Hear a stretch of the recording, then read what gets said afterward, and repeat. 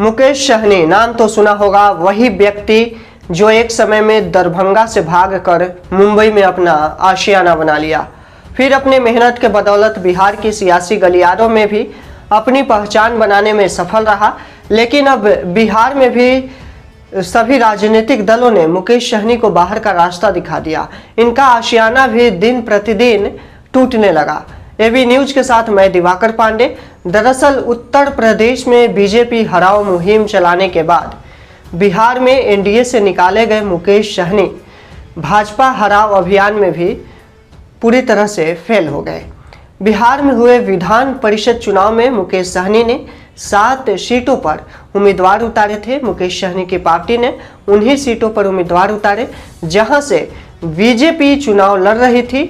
मकसद ये था कि भाजपा को किसी भी तरह से डैमेज किया जाए, लेकिन परिणाम स्वरूप 7 सीटों पर चुनाव लड़ने वाली वीआईपी पार्टी के सभी उम्मीदवारों को कुल मिलाकर 402 वोट ही मिले हैं। दरभंगा विधान परिषद सीट जो मुकेश सहनी का गृह जिला है, यदि वहां की बात की जाए तो वीआईपी के उम्मीदवार वैद्यनाथ सहनी को सिर्फ 24 वोट मिला।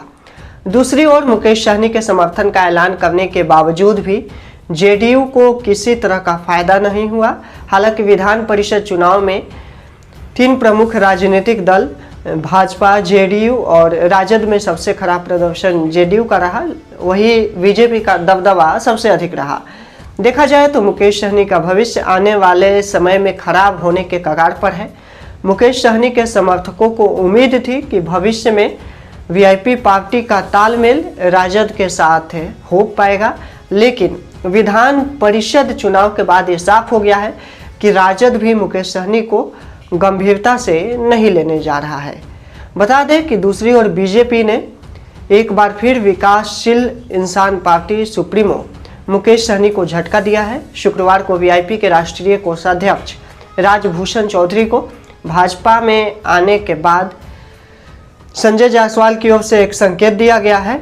एक कार्यक्रम में उन्होंने कहा है कि अगले 10 दिनों में दावा करते हुए बोला है कि वीआईपी के 90% कार्यकर्ता और नेता बीजेपी में शामिल होने वाले हैं।